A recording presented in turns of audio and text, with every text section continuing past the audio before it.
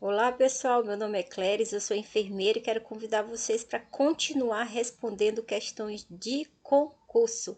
Dessa prova que aconteceu agora em 2020, uma prova voltada para enfermeiro, foi realizada pela Prefeitura de São Miguel de Itaipu, em Pernambuco, feita pela banca CPCom.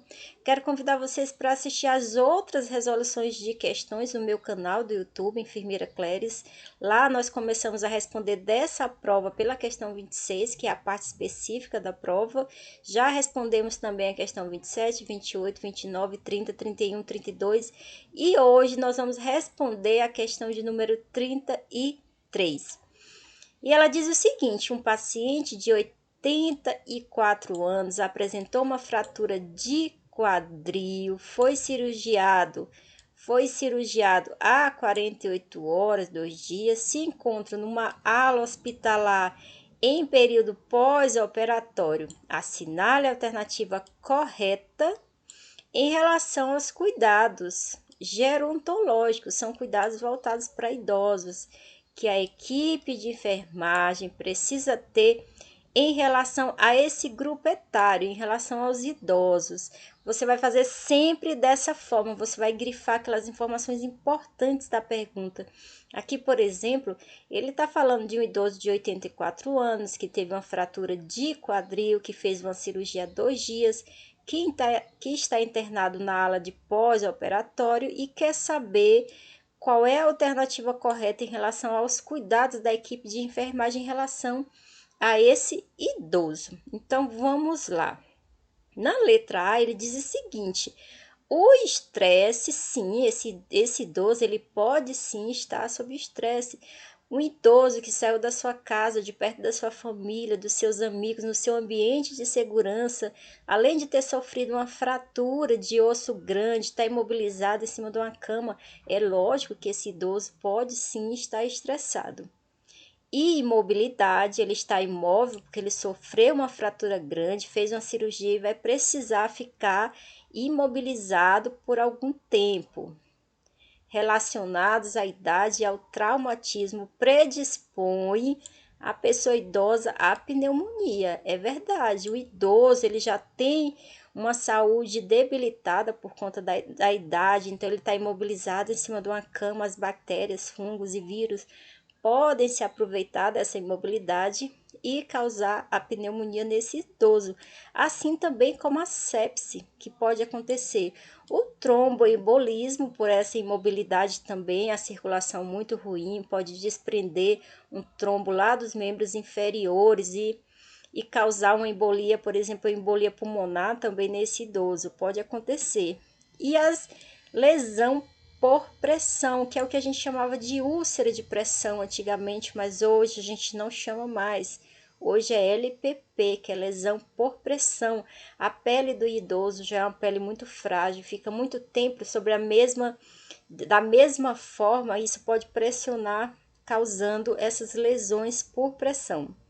E redução da capacidade de lidar com outros problemas. Além dele ter uma pressão alta, uma diabetes, outras doenças, ele agora vai ter que lidar com a situação de uma fratura de quadril. Então, é uma situação muito ruim para o idoso, que a equipe de enfermagem vai ter que saber lidar com isso. Então, essa alternativa A, ela é totalmente verdadeira, como vocês puderam observar, o estresse e a mobilidade relacionadas à idade e ao traumatismo predispõe a pessoa idosa a ter pneumonia, sepsis, tromboembolismo venoso, lesão por pressão e redução da capacidade de lidar com outros problemas de saúde. Verdadeiríssimo. Mesmo a gente tendo certeza que a letra A é verdadeira, temos que avaliar todas as outras. A letra B ele diz o seguinte: a hospitalização não. Veja, eu sempre explico para vocês, as bancas elas utilizam dois recursos para deixar uma alternativa errada. Ou ela vai usar uma palavra fora de contexto, como as palavras não, somente, apenas, exclusivamente, ou ela vai usar uma informação errada. Aqui, por exemplo, ela usou uma palavra fora de contexto, que foi a palavra não. Então, sempre que você encontrar essas palavrinhas, você vai suspeitar que ali vai ter uma alternativa errada.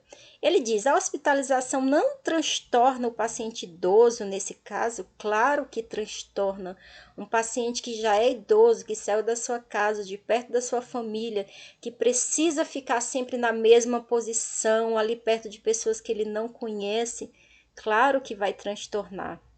O que mais lhe incomoda é a imobilidade que gera unicamente, veja, a banca, em uma só alternativa, ela utilizou duas palavras fora de contexto que deixou a alternativa errada.